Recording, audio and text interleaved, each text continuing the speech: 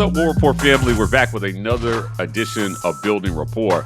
Joining us today is a special guest, former player, linebacker for Auburn. This man had a lot of tackles in his time. Zakoby McClain joins us. Zakoby, how's it going, man? How's it going? Good. How about you? Doing great. Zakoby, let's just get this kicked off talking about just your time at Auburn, man. Like, you led the NCAA one year in tackles. You were a prolific tackler during your time at Auburn. What's your most special moment during your time at Auburn, and what do you remember most fondly about being on the Plains? Well, the atmosphere, the fan base, coaches, the players, everybody just made you feel like family. And like my favorite moment, like when I caught the pick six, ran the back foot down to put us up in the game against Alabama. Then after that, we won the game. Just a good little victory, good moment. Let's talk about that play for a second, because Mac Jones threw it off Buddy's back, and right. it just kind of landed in your hands. Walk us through that moment when the ball came to you. Because your back was turned. Yeah. And it kind of fell in your hands. Walk us through that. Well, me and KJ had two on two on the back. Then Najee ran out to me. And then next thing you know, I had Big Cat had sat him, hit him. Then we threw it. Yeah, hit Najee back. Then I had seen it, and I called it my left hand, and I grabbed it with two hands, and I had cut. You see in the video how I just cut real quick and ran up the field. It felt like a movie, like the field was shaking. It just felt like a movie, like I was on the spotlight, and I was running. I seen Matt Jones. I was like, yeah, he didn't catch me, and I started running a little faster. And then right when I got in the end zone, somebody tackled me. I thought one of their players tackled me. I thought I ain't scored, but it was Noah had jumped on my back. And then I was just tired, real tired.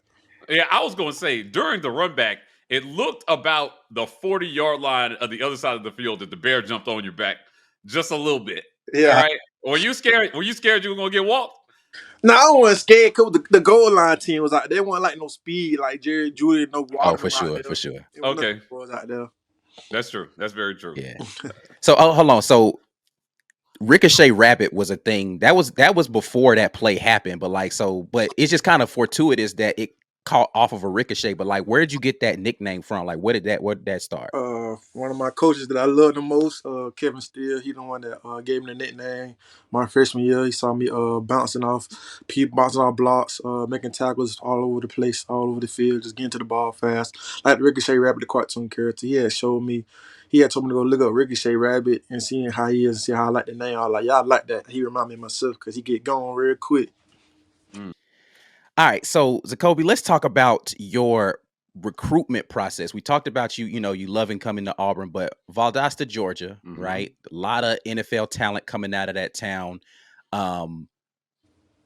What was it like the process of you getting to Auburn, and what was really the selling point when you knew, all right, yeah, this is gonna be the place that I'm gonna play my collegiate ball? Well, I started getting offers my sophomore year. We had played a dome game, a Chick-fil-A game in the dome. I had made a lot of big hits, a lot of big plays, and that's when Nebraska gave me my first offer. And then I wanted Florida State and Florida, but then I had got Auburn had Coach Travis Williams, a father figure. T. Will. Yeah, he had reached out to one of my coaches, Coach Branch, and they told me to come up for a game, the Iron Bowl game when they played Bama. And that's when they had beat Bama that year. And then after the game, I had told Coach Malzahn, Coach T. I said I wanted to commit. And that's when they had offered me. Then I had committed on the site right after the game. It sounds like T. Will was the one who really got you to Auburn. Yeah, he's a great coach. I love him. Mm-hmm. Yeah, so we went to school with T. Will, so we knew him in school. We knew him in school in the early 2000s. He was a hell of a linebacker himself. Yeah, for sure. Yeah, Coach T. Will, he just reminded me of himself when he was growing up. He was just always he was a small ball. Everybody was against him. All the opposites against him. He just reminded me of myself, and he had that dog in him. And he just brought my dog out even more at practice, and just always told me to just go harder and harder. Sticking with your recruitment now, again, your recruitment obviously was a lot different than kids today. Now that you have moved on to the pro ranks, is there a part of you, Zakoby, that's like, God damn it, these kids are getting bags now, and I'm going, right? Money's flying everywhere. You got 1 year at NIL, right? But it wasn't what it is now. What it is now. I mean, what is there any part of you that's like, man, this is crazy now? I ain't gonna count, but I had after when I declared for the drive. Right when I declared for the drive, I seen everybody getting them bad. I was like, I can take that one more year. They getting that bad. Nah, I got a little bit something, Yeah, for but sure. I didn't get You too. had did you have a COVID year? Yeah, I had 2 more years. I had a COVID year and I had a red shirt year. Looking back on it now with NIL, do you think maybe there would have been some more consideration to stay in school another year or two? Yeah, cause cause some kids you don't know if you're gonna get drafted. Like me as Mm-hmm. like I thought everybody would tell me I was gonna go third, second round, fourth round. This thing, I just dropped and became a free agent. So just NIL, you just have money on the side just in case you don't get drafted and you become a free agent. You have to sit out a whole year. You still have money to rebound on, just sitting on. So let's talk about that for a second, man. I don't want to get too far into the weeds of that process, but like, what is it like when you're getting those draft comps, right? Like people are telling you, oh, this is kind of the range that we see you. Who is talking to you about that kind of stuff, and what are you using to make the evaluation of whether or not you're going to make the leap to the pros? Just talking to multiple agents. Like the agent I signed with, I had signed with him late. So like the agents I was talking to before him, they was just telling me I was like third, fourth round, second round. And I was just talking to some people at Auburn, and they just told me I had a high chance of getting drafted. And I was like, I'm just gonna run with it. I like myself over anybody, and I know I'm gonna get drafted. No, listen, bro. I was surprised nobody took a flyer on you in the draft because the tape is the tape, right? I don't care what the measurables say. Flat out play football, man. Like you're all over the place. So, Mike already mentioned it. You had the season where not the conference, not the team, you were one of the top tacklers in the entire and country all of college football for 2 years. Listen, man, Auburn missed you last year in the middle, man. But what is it that that gives you the ability to just kind of always be around the ball, man? Because again, size ain't it. You're not faster than everybody else. Like what is it that you're like? Can you explain like the instinct? I don't even know how to term it, but that allows you to play the way that you do. We just gotta have nose for the ball. You just gotta know like where the bat sit and like know what a play could turn out to be, and just like when you're in the film room with the coaches and they just telling you like what plays might come, how percent of the plays might come, and then like when we do scout team, going to scout team, I just memorizing the plays that might come here and know that they like to run outside zone, like to run inside zone, and just telling my D line to just cheat for success, to just beat the O lineman to the point, and I just shoot the gut right behind them and get to the ball, just like more like still in the game. Zakoby, kind of changing gears. Like you played the game at a high level for a long time. Again, you led the NCAA in tackles. I think it was like 113 tackles or something one year. Yeah, they ain't add my bowl game tackles, but it was 113.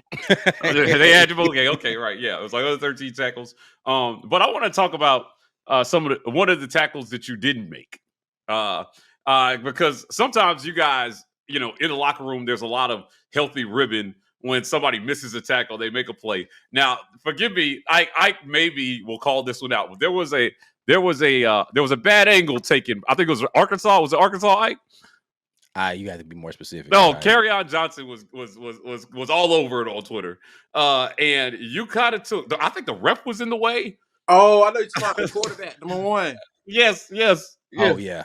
KJ Jefferson. Yeah, talk to us about that bad angle. Like when you guys are doing film review after the game, are your teammates giving you shit about that? Like, nah, the ref was in my way. Like I can't really judge. I really couldn't judge it how I want to judge it. You feel me? I was just trying to. I was thinking like right when he get by the ref, he was gonna let me. I'm gonna get the tackle, but as soon as he made the roughest blocker. Like I don't know how he did. He just made the roughest blocker, and so then. Once I tried to get around the ref and see him, he burst out real quick. I just didn't have a chance. Man, you should have just took out the ref too, bro. I'm telling you. Did you talk to the ref after? You were like, "Come on, bro. What are you doing?" I talked to my coach. I said, "Coach, that lane, coach, that ain't right. That ain't fair. That can't just be in the way like that." Okay, all right, yeah. I mean, it's always funny when you see the refs out there, wrong place at wrong time, wrong place at the wrong time, especially when you're dropping back in coverage. Sometimes they're in passing lanes, where you're trying to make a tackle and they're setting picks essentially for wide receivers. Yeah. But it was an interesting play that I always remember about you because it looked like I mean, you were primed for the tackle, and then the rough just kind of got in the way, and then you got on a different angle, and it was just like, man.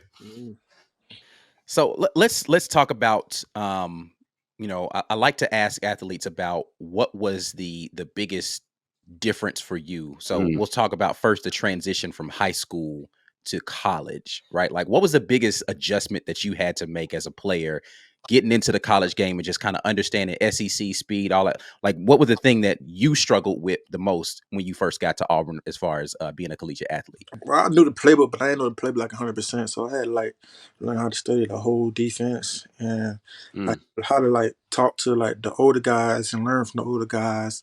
Being away from home, like being homesick, like being a man, just living on my own. It was just, that's like a big change because you used to having your parents help you with everything, help buy everything for you and stuff.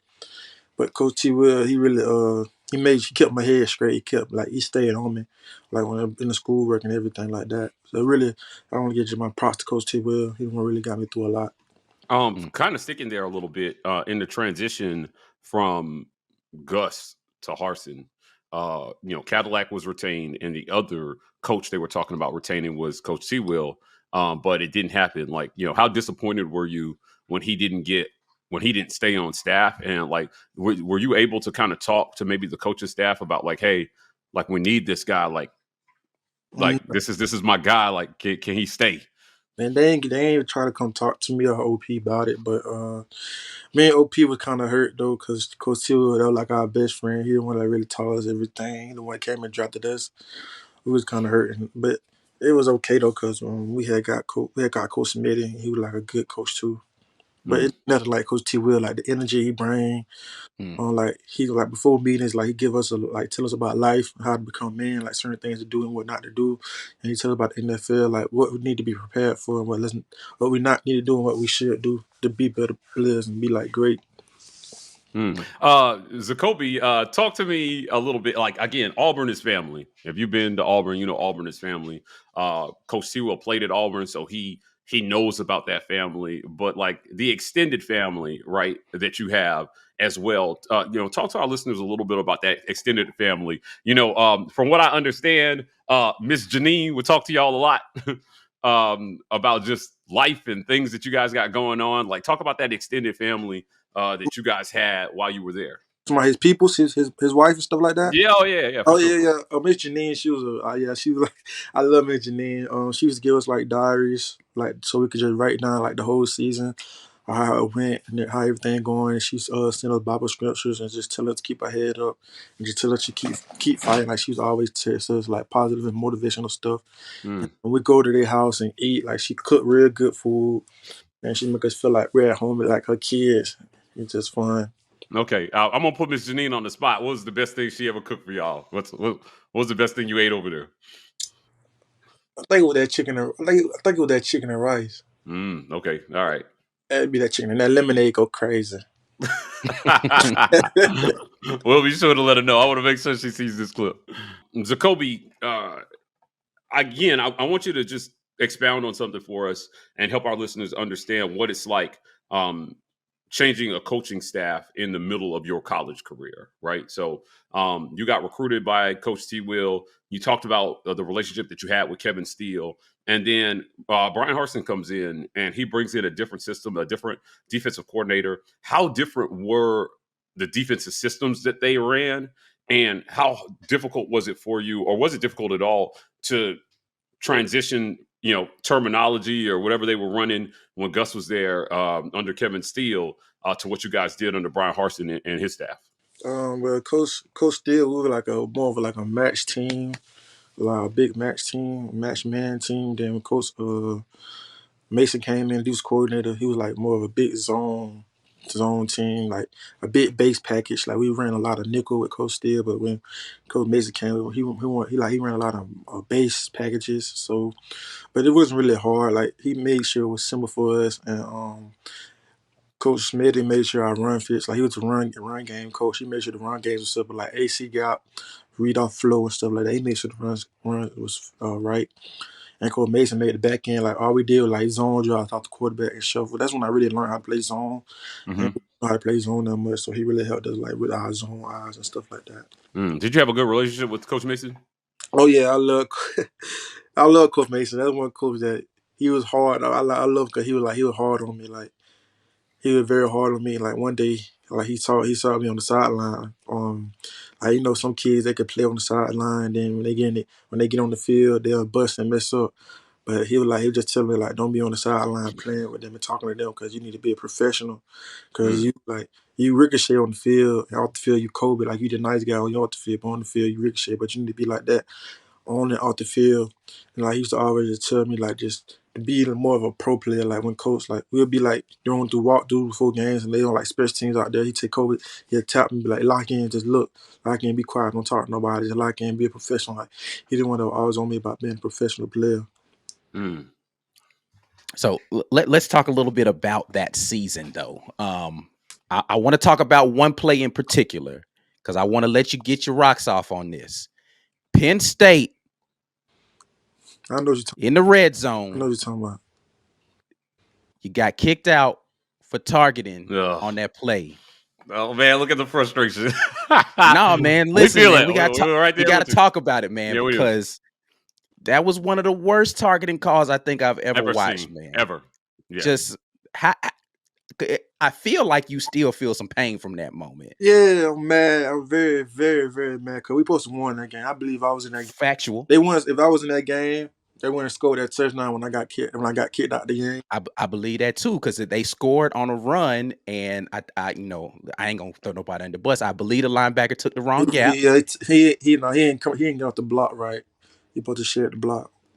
Yeah, but yeah, so like just talk us through that play and like what is the defender supposed to do in that situation? Did anybody ever explain to you and be like, well, this is what you should have done to avoid? Like, I don't even understand what you're supposed to do there. That coach wasn't mad. Like nobody was mad. Even Coach Harsin wasn't mad. I was surprised Coach Harsin was mad. I thought he was gonna be on me about that, but he wasn't even mad. He was like it was a big BS call.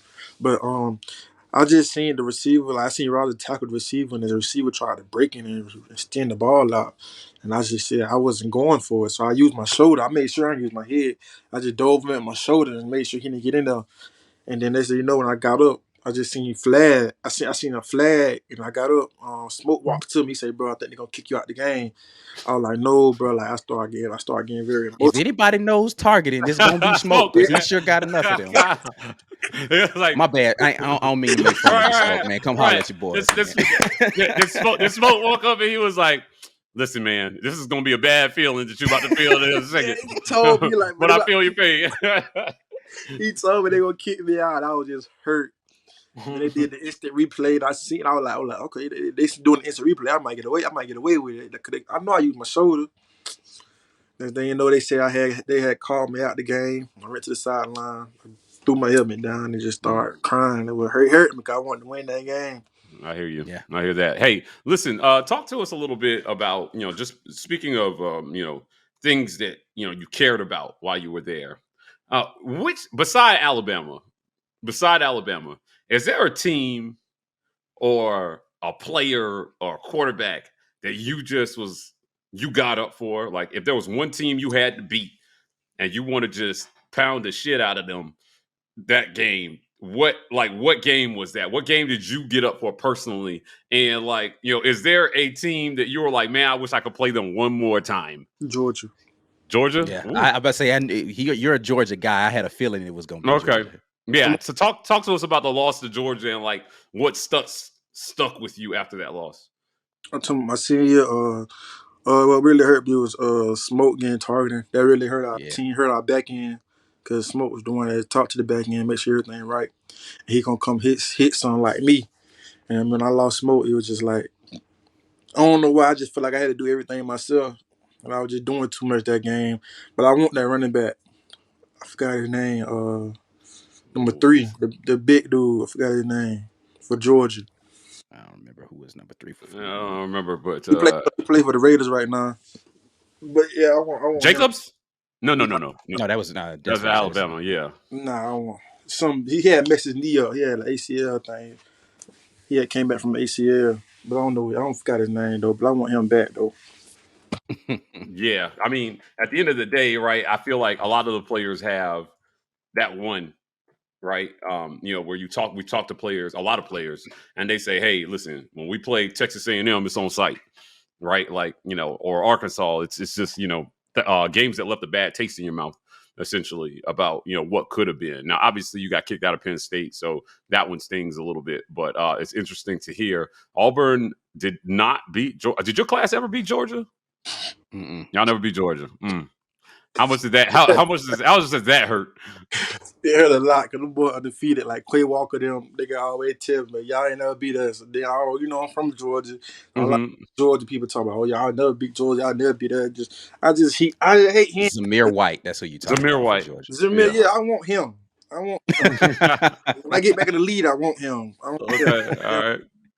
So I'm gonna say this, man. This is one of the things I love the most about you, bro. Is the attitude that you Mm-hmm. brought. Like I could see you on film, like pointing at running backs, being like, "No, I want you to meet me right here in this gap. Like me and you had like where did that come from? Where did that whole moxie come from I for ain't you?" gonna lie. I got that from KJ Britt.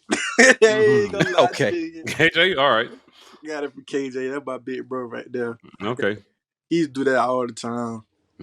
Do you talk to any of the current linebackers at Auburn? Do they call you for advice? What's the relationship like with your former teammates that are still there? I talked to Karen Riley and Wesley Steiner and Desmond Tisdale. I talked to them Mm. Mm, all the time. They only know when they need advice, they just come and talk to me. But it really Karen Riley the one that really come talk to me really the most about how he could take my game and put it into his game and be like me and play more like me and more faster like me. mm, So what is it about Cam Riley that you really like about his game? Because you guys are like built very differently. Like, you know what I'm saying? Like he's a different kind of back. He's longer, you know what I'm saying? So like what is kind of the prototype of what you would say, like, man, Cam Riley is this kind of dude, and this is what you should expect to see from him. It's just like his height. Like everybody was running his height, and then he done got 230 with his height. Like that way, everybody want to be tall and with his height. Cause that's what NFL teams like. It's easy to get drafted if you got that size. And like Ken Riley used to be like I ain't gonna say he used to be soft, but he wasn't. He really had that little thump to him. But Mm, I just used to be on him all the time. Now he got the little thump to him, and he starting to like understand the game. It's starting to like slow down to him. He starting to make plays. Like he gonna get you a pick. I'm promise. He gonna get some picks this year. Like he mm, bound to catch a lot of picks, and he bound like make a lot of plays because his length. Like it's hard to get around somebody that long. yeah. for sure. Zakoby, yeah, again, you had a successful career at Auburn. You talked about your relationship with your primary recruiter, who was Coach T. Will. Um, you know, after you're done playing, do you see yourself coaching, or like what does the future look like for Zakoby if after football? I don't know. I want to coach. 'Cause I know it's hard. Like to Mm, try to teach somebody something and they don't listen. They like to be knuckle. But I don't know. It don't matter. It don't matter. Whatever happened, whatever guy got planned for me. If Coach T mm, will hit me up one day, I might just come. I don't want to be no coach though. I want to be a person that at least help. I don't want to be the mm, person that coach it though. I Mm, see, I see. okay. Yeah. Did you talk to Coach T. Will after he got to the job at Arkansas? Yeah, I told him. I talked to him. I told him congratulations, and he was just like, "Thank you." Because I remember we was in Auburn in the locker room. He said I just want to be a defensive coordinator one day, and he just told her like one day I'm gonna be a defensive coordinator. And next thing you know, he became a defensive coordinator, and he said he want to be like one of the defensive coordinators at Auburn or the head coach at Auburn. And he Mm, Mm, like what he say, like he's like he meant it, and he's just gonna stand on it. He gonna keep working towards it. It's just he made me proud. Like he keep me going, even though I ain't get drafted, and it feel like everything over for me, but it's not because I just look at him and I see what he did and what everything he done got through. It just motivate me. mm, okay. Well, let's talk about the draft experience, right? So you went undrafted. You got a contract, or you got the opportunity to go to camp with Baltimore, right? So talk to me a little bit about that process, and then now New Orleans Breakers, right? You get your opportunity to play professional ball with them. So just talk a little bit about what that moment was like as well. So like the undrafted free agent situation with Baltimore, and now the New Orleans Breakers. So I was hurt. I hurt when I went undrafted, but when I got out there, I had made a lot. I met a lot of good veteran players like Calais Campbell, mm, Marcus Peters, Marlon Humphrey, Patrick Quinn. Like, I met everybody, like the whole starting lineup on both sides, and they gave me a lot of wisdom. and they said they like the way I played, like the way my game. And, it's just like you just gotta be thinking. Like in the league, you just gotta think. Like before the snap, you gotta think. After the snap, you just gotta think. You gotta talk. Always gotta communicate. And meetings just gotta always lock in. Like, if the phone go off, anything happen in meetings, you gotta pay a fine. It's like a real job. Like you want like you used to playing football, and you didn't think of it as a job. Like when you get to the league, it's like a really job, really real job. And you could lose your position just like that, and you could get gone quick.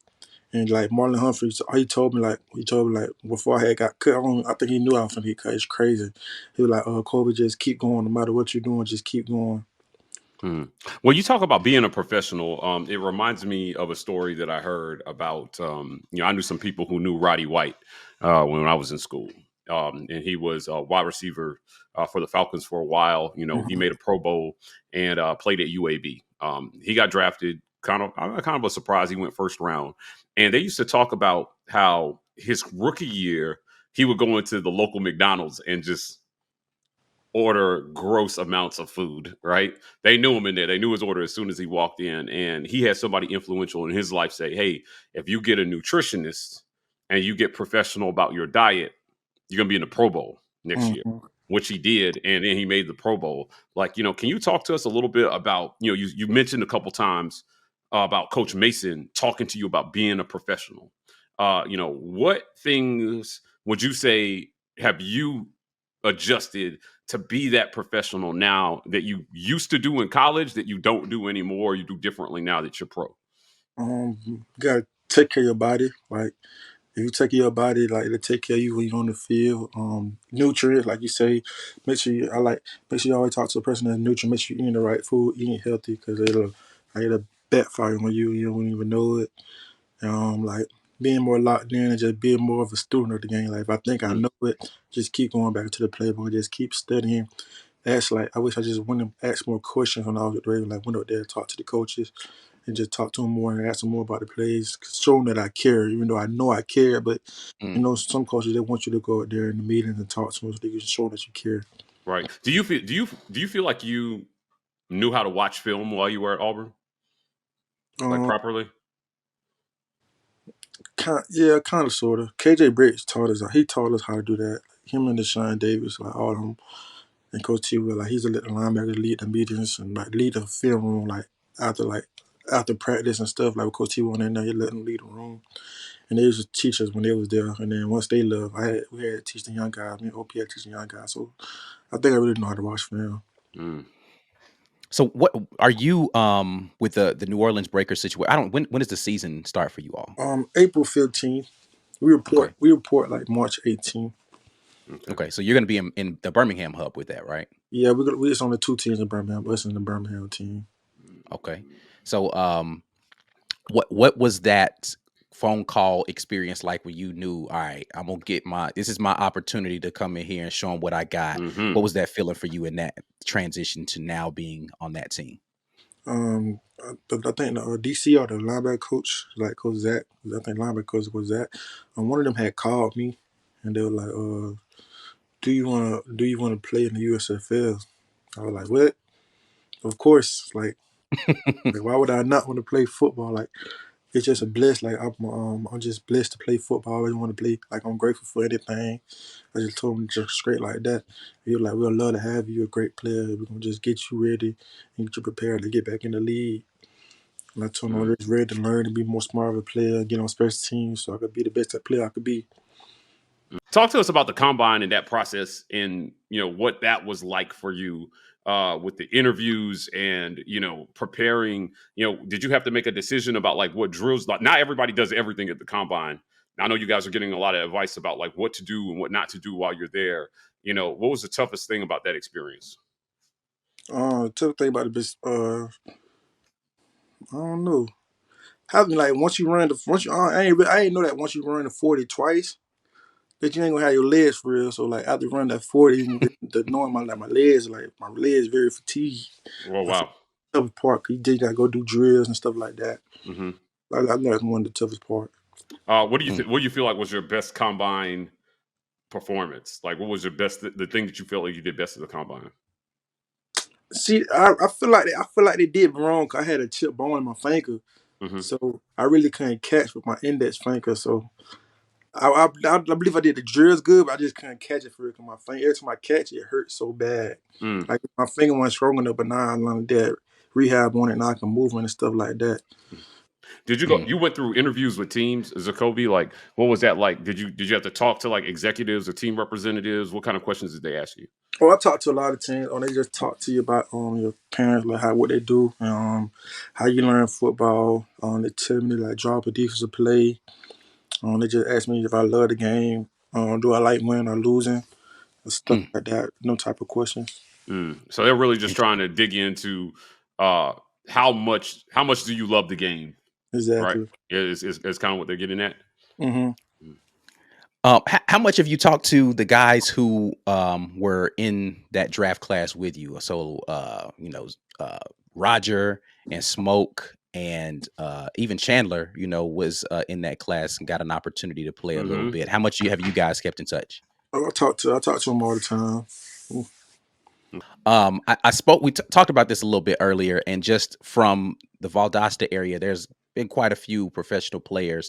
One in particular, another Auburn great, Jay Ratliff.